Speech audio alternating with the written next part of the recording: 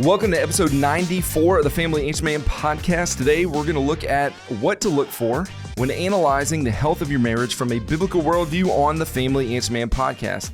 I'm David Orgis, and I'm here with Dr. Mark Crosby. He is a pastor, educator, marriage and family therapist, and the resident expert here on the Family Answer Man podcast. Now, this podcast is not a therapy session. We're not able to give specific advice to your circumstances, but we do believe that mental and spiritual health are very serious issues. So for in-depth answers to your questions, we encourage you to seek professional counsel. Before we jump in, go ahead and hit the notification bell so you never miss an episode of the Family Answer Man, and you can subscribe as well. We just went over 1,000 subscribers just recently, so that's exciting. And if you are listening via a podcast, if you would follow us and rate and leave us a review on our podcast, on your favorite podcast app, that helps us out a lot, and that helps get this show out to more people. And you can always help the Family Answer Man community grow by sharing this podcast with your family and your friends so they can join you on your journey of building stronger, healthier, happier families. Well, Dr. Mark, good to be here with you today. Yes. We have a great question that we're going to be talking about, and Okay. One of the premises of the question is they write in, they don't necessarily have a good picture of the future that they're trying to achieve. Mm-hmm. How important is it for somebody to understand where they're going to help them get where they need to be and make the right turns on the journey? Yeah, I mean, what happens to all of us is that we're always asking, whether we're, again, traveling, if you will, how close are we getting to our destination? As the kids will always say, are we there yet? Yeah. We just pulled out the driveway. Exactly. And so sometimes it's good to have some sense of measurement as to how close are we. Mm-hmm. If you're going to a familiar spot, you know that, if I pass a certain gas station, if I take a certain exit, or if I change on a different highway, about how long I have to get there. Mm-hmm. The point is, I think the same is true with our marriages. We're on this journey, and we have this destination, and we have these goals, to raise our children, to reach our 50th wedding anniversary, to pay off our mortgage, or to fulfill hopes and dreams that we had when we were first married. And so knowing how close you are to those things, I think is very important to basically to discern and to determine the success of your marriage, to discern and to determine basically how far you've gone. How much further you have left to go. And so I think all of these are very important. And if we don't have those, then sometimes we feel like things are getting stale. Things are just, not going as we had hoped or planned. I ask people all the time, are you where you thought you would be today, 20 years ago? Are you today where you thought you would be? 20 years ago, and you're thinking about where I want to be in 20 years, what my marriage will look like, what my kids will look like, what my career will look like.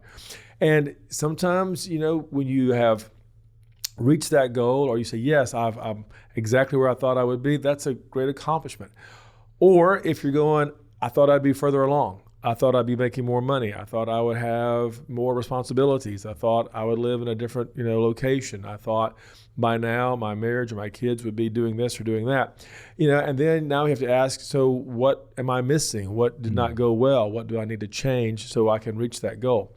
So I think this is always important to do, to give yourself some criteria of sorts to say, yes, I'm where I want to be, or no, I'm not. And this is what I need to do to get there. And that makes so much sense. We go for regular checkups to your physician, to your dentist. Yeah. And this is another way to do that for your marital health. Exactly. So the question that comes in today is, it's a great question. It is about marriage. If you have questions and you want us to answer those questions, you can email us. It's familyanswerman@liveoak.church. Again, you can email us familyanswerman@liveoak.church. It's a great way to get your questions answered on air. The question says this. It says, my husband and I are newly married. We both came from broken homes where there was lots of fighting and conflict. Our siblings have already married and divorced multiple times. How does a couple know that their marriage is healthy or on the brink of divorce? Wow. Yeah, so that is definitely a question that is full of emotion and experience and, unfortunately, family drama perhaps, and trauma from their family of origin. There's a very powerful principle that most of us, I think, would agree on, and that is that our quality of life is in direct proportion to the quality of our relationships. I'll say that again. Our quality of life is in direct proportion to our quality of relationship, primarily our marriage. Therefore, it's important to understand the warning signs when our marriages are struggling. In other words, just like your car has a check engine light, I will argue that your marriage has a check marriage light that will come on and that we need to be mindful of. When you're feeling a sense of disconnect, when you're feeling that things aren't like they used to be, when you feel like that the love is not as great as it once was, as the righteous brothers would say, you've lost that loving feeling. Yes, and so when you've in that position, when you're struggling in that area, that's your warning light. And so here are 4 things I think we are called to check. Okay. Whenever we have this warning light, if you will, pop up in our marriage, you've lost that loving feeling, we're not as close as we used to be, it doesn't seem like we do as much as we used to, I'm feeling bored, I'm feeling disconnected from you. 4 things to look at. Number 1, ask yourself, is there neglect? In other words, are you taking the other person for granted? Are you making time for the other person? We all get busy. We all have our jobs. We all have small children. We all have, hobbies. We all have mortgages. We all have, things that we have to do. But are you making time? Are you taking the time and making time for your spouse? Are you having the energy for the other person? So many times I hear couples who come into my office, they'll say, it's as if we have no more energy. Right. We've given all of our energy to our kids. We've given all of our energy to our jobs. We've given all of our energy to our hobbies. We're too tired to even, have a decent conversation. We're too tired to even, watch something on TV and finish the show. We fall asleep on it or whatever. And so what happens is, when you're not making the time for one another, when you don't have the energy for one another, then what's happening is you're starting to neglect your spouse. And again, what begins to happen is that you begin to wonder, hey, where is this going? Are you fighting for the attention of the other person because you're feeling this sense of neglect? So ask yourself, are you feeling neglected, or is it possible that you could be neglecting your spouse? And that neglect is felt in different ways. It's different for the husband than the wife and vice versa. But again, sometimes you might want to ask your spouse, in that moment, have I neglected you? Do you feel neglected? Do you feel like I have, spent more time, here or on the job or with the kids than I have with you? And sometimes it's good to have an honest conversation when that warning light comes up. Yeah, and that's, so many times, especially if we are conflict adverse, and even in marriage, especially in marriage, I think we want to avoid conflict with our spouse, especially if we're all tired, right? And so we try to beat around the bush. We try to figure things out, and there's so much value in just being direct and asking the question. Exactly. And sometimes we will allow our sarcasm or our put downs or our little snide remarks to be, that way of saying, I feel neglected. Right. And all that does is that just creates pain and problems in the relationship. So sometimes just being very humble and very direct at the same time, I think sometimes is very helpful and healthy for our marriage. So number 1 is there, and this is no particular order, by the way, but is there neglect? Number 2, is there contempt?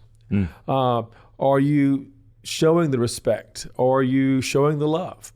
Again, we've said time and time again that in most cases, men want to feel respected, women want to feel loved, then men want to feel loved and then respected, and vice versa. And so sometimes we have to ask ourselves, am I giving my wife the love that she wants and needs? And ladies, are you giving your husband the respect he wants and needs? The Word of God says, husbands, love your wives the way Christ loved the church. And then the Bible says, and wives, see to it that you respect your husband.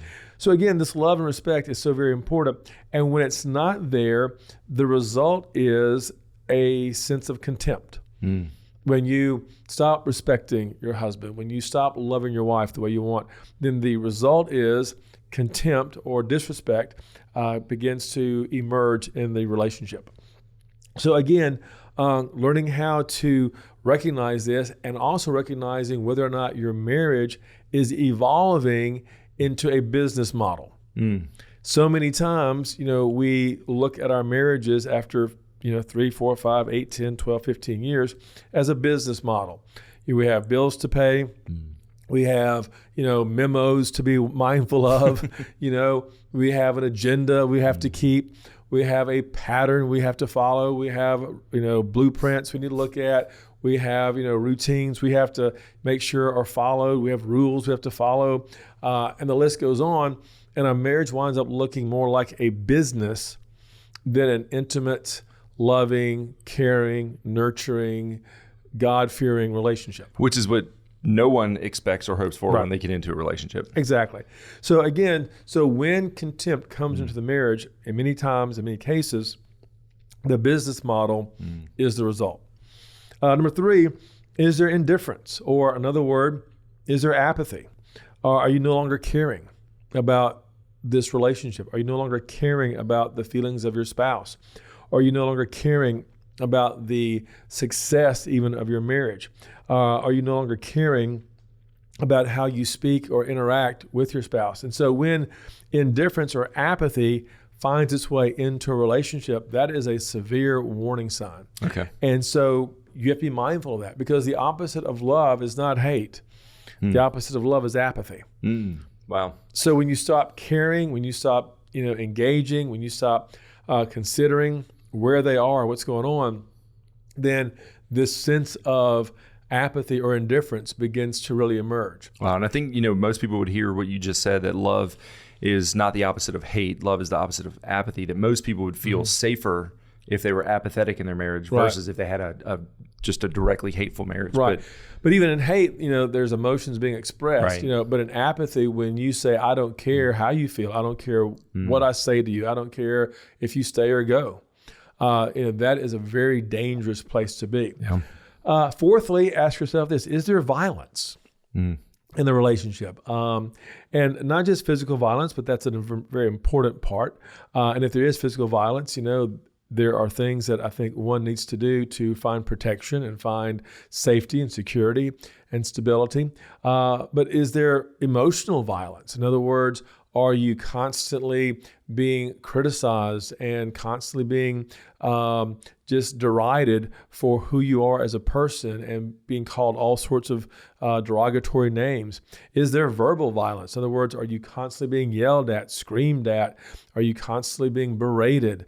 So whenever there's violence in a relationship, again, be mindful. That is a warning light that is just flashing, like the sun, if you will. So are these things involved in your marriage? And if they are, what have you done to bring those things into your marriage? And then second of all, what can you do to pull those things out of your marriage? Right. Now you made the analogy of the warning light. Some people ignore the warning light in their car. Right. Are there any things in that you hear that you just talked about that you can't ignore, or are they all something that are critical to These are address? all critical. Yeah. These are all critical. Now, again, I would argue that, yes, physical violence is definitely worse than, say, feeling that you're neglected. Right. But again, all 4 of those are very powerful, very important. And as, the warning light's going on in your marriage, if you're feeling some of these things or experiencing some of these things, ask yourself, is one of these 4 things happening? Yeah. In our relationship? And if they are, what have you done to bring it into the relationship? And what can you do to pull it out of the relationship? And so that's very important to know. Next, sometimes when our warning light goes off in our marriage, we need to ask ourselves, are we recreating the family from which we came? Yeah. Are we recreating the family from which we came? Because many times we will do that. Consciously or subconsciously, we will recreate the family from which we came. In other words, we will recreate how our dad spoke to our mom, how our mom spoke to our dad, how they handled problems, how they handled conflict, how they handled differences, etc. There are some wonderful qualities that we'll bring into our marriage from our family of origin. For example, if there was lots of love and loyalty, then of course we'll bring that into our marriage, hopefully. But if there's fighting in our family of origin, and that's how we saw conflict and differences, being managed, then we'll bring fighting into our relationship. If there is a lack of intimacy, in other words, if there is a lack of affection and adoration and appreciation in our family of origin, sometimes we will not be as affectionate in our marriage. We'll not be as interested in our marriage, will not show the admiration in our marriage, will not show the affection and the appreciation in our marriage because we didn't see it in our family of origin. And so whenever there is a lack of intimacy, affection, appreciation, in many cases it's because we were never exposed to that in our family of origin. We never saw how important it is. We never saw the beauty and the joy of it. Fourthly, if there is a lot of contempt and disrespect. In other words, if you heard your dad say deriding things about your mom and use all sorts of profanities, or vice versa. If you saw your mom or heard your mom say, don't tell your dad, don't tell your dad, he's just a loser anyway. I don't want to ever be, don't you ever be like your dad. And so the kids are hearing this, and now they are bringing that into their marriage and bringing this sense of disrespect and contempt for a lot of women, for men, for a lot of men, for women, depending on the situation of their family of origin. And so that's important to note. Criticism. If there's a lot of criticism in the family of origin, being very critical of one another, saying all sorts of critical things, sometimes that criticism will come into your marriage as well. If everybody played the blame game in your family of origin, it was your fault. Well, it's your fault. It's got to be somebody's fault. It must be your fault. You must be the one that caused this. Someone has to be the scapegoat. And there are some people who will be the scapegoat in the family. The little sister, the little brother will be the scapegoat. And so sometimes we look for a scapegoat. We look to blame someone in our marriage because we saw it in our family of origin. Drama, which means we don't know how to solve problems. Okay? That's the root of what drama is. Exactly. Right? Drama basically is when there's drama in a family, when there's drama in a relationship, that means we don't know how to solve the problem. And so drama is just the easy go-to. So if there's a lot of drama in the family, a lot of drama in the extended family, if you feel a sense of detachment growing up, in other words, you felt detached from your mom or your dad, or you felt like they were detached. They never got along. They never connected. They never held hands. They never could agree on anything. They were always detached. They always had their own agenda.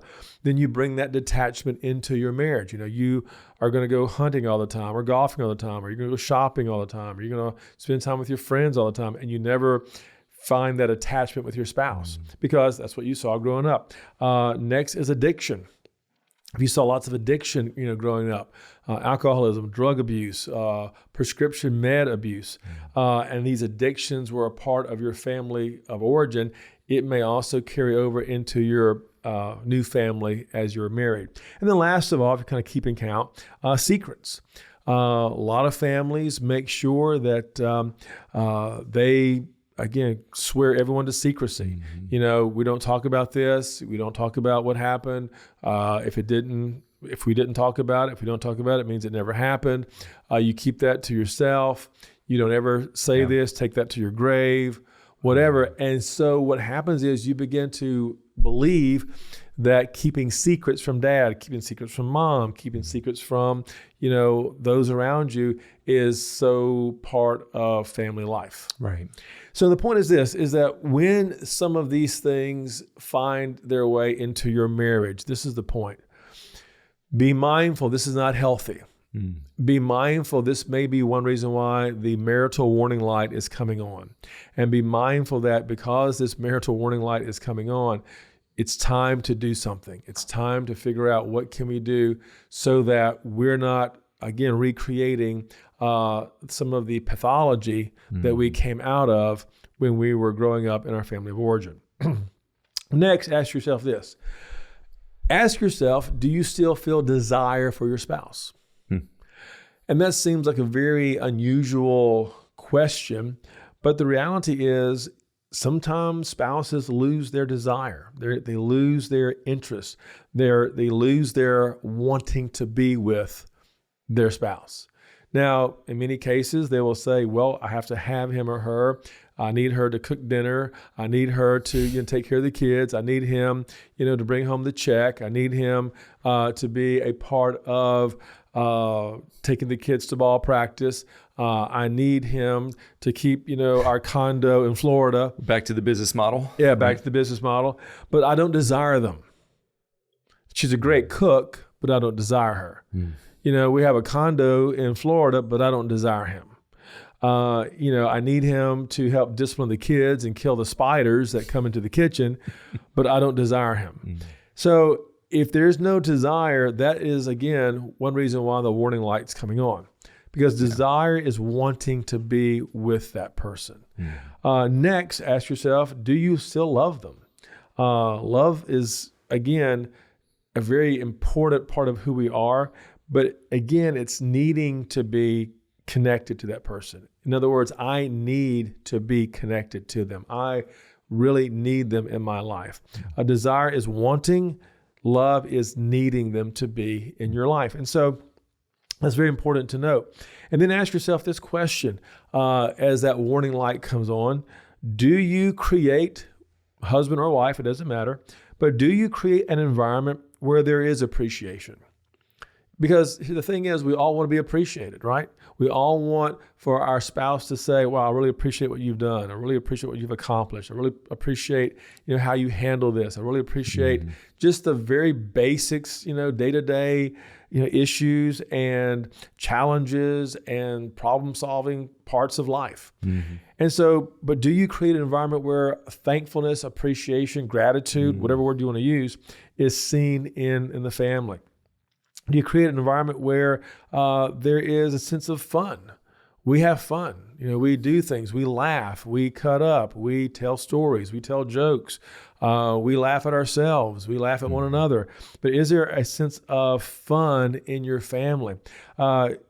Is there a sense of freedom for creativity? Doing things maybe we haven't done before, trying new menus, trying new foods, trying maybe new things to do on the weekend, whatever it may be. But is there a sense of creativity? And then also ask yourself, have we created an environment where there's a sense of responsibility?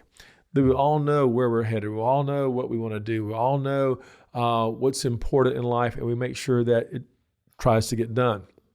So, and again, the audience has heard us say this before, and that is, do you apply the principle to believe the best before you assume the worst about your spouse? Yeah. We're going to just, hammer that one until everybody's heard it at least, a dozen times. Yes. Because it's so important in every relationship. Are you believing the best about your spouse before you assume the worst? Because once you start assuming the worst and you stop believing the best, then that warning light is going to go off and the marriage is going to start to suffer. Also, do you recognize that your spouse doesn't owe you? That's a great point. So many times, we see in our office where the spouse thinks that she owes me or he owes me, and I'll have to remind them, no, they owe you nothing. But so do you recognize your spouse doesn't owe you? Again, so getting rid of that entitlement mindset is so powerful and so important. Next, do you still do things that make them feel special? When was the last time you did something for your spouse to make her or to make him feel special? When was the last time you did something for your spouse to where they felt like you really did admire them? When was the last time you went the extra mile for your spouse? When was the last time you gave your spouse a really heartfelt, powerful, and important compliment? Maybe they dressed up for Sunday morning church, or maybe they dressed up for a wedding, or maybe they dressed up, for, a business, gathering, meeting that includes the spouses or whatever, and they want to look nice for you. When was the last time you really said, wow, you really look amazing? We want that. We need that. We desire that. And sometimes if we don't say that, then that is indicative that there is a warning light going off in the marriage. When was the last time you did something just because? That you brought her flowers, that you brought them something, unique, that you said something kind and gracious or did something wonderful for your husband just because.